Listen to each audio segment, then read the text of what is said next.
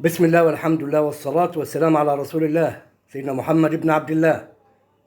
محبي ومتابعي أبو الكباتن في كل مكان، حفظكم الله جميعا أينما كنتم وكفاكم الله شر السوء والداء والبلاء والغلاء. اللايك والشير والاشتراك في القناة وتفعيل الجرس من فضل حضراتكم. بقول لك يا أهلاوي، بقول لك يا صديقي، لكل أولادي وإخواتي المحترمين الأهلاوية والمصريين المحترمين، اطمن وابتسم ولا تقلق ولا تخاف، لا تخاف، فالأهلي الكبير لا يخشى أحد، يلعب في أي مكان وفي أي حتة وفي أي زمان. ما تخافش على الأهلي. الأهلي ما بيلعبش فيه إلا الرجالة، إلا الرجالة.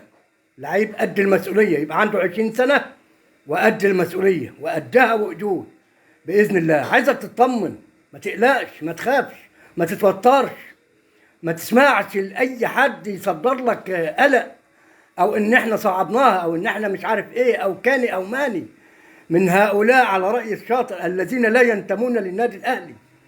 خليك مع الأهلي، خلي ودانك وقلبك وإحساسك وجوارحك كلها مع الأهلي. ادعي بقلبك، ادعي من قلبك إن شاء الله مربوحة وبإذن الله أهلوية مصرية، ليست أهلوية فقط، أهلوية مصرية خالصة مخلصة. ال11 راجل يوم 11 يرجعوا بال11. خلص الكلام، خلص الكلام. ما تقلقش أبدا أبدا، بإذن الله بمشيئة الرحمن. أنا مطمن جدا، لأن أنا واثق باللعيبة، واثق إنهم عندهم تحدي كبير، تحدي كبير، وواثق إن وجود الكابتن الخطيب ومعظم أعضاء مجلس الإدارة معاهم وبرئاسة أصغر عضو في مجلس الإدارة الكابتن حسام غالي، إن شاء الله كل ده بيديهم دفعة قوية إنهم إن شاء الله يحاربوا على البطولة بالروح بالدم. إفريقيا مش هتروح، أو بالدم بالروح إفريقيا مش هتروح أبدا. قتال في الملعب، رجولة، شهامة، بروح الفانيلا الحمراء. كل ما هو أهلاوي لازم يطمن ولازم الدعم. ما نتكلمش عن أي فنيات، ما نتكلمش عن أي حاجة، الدعم ثم الدعم ثم الدعم فقط.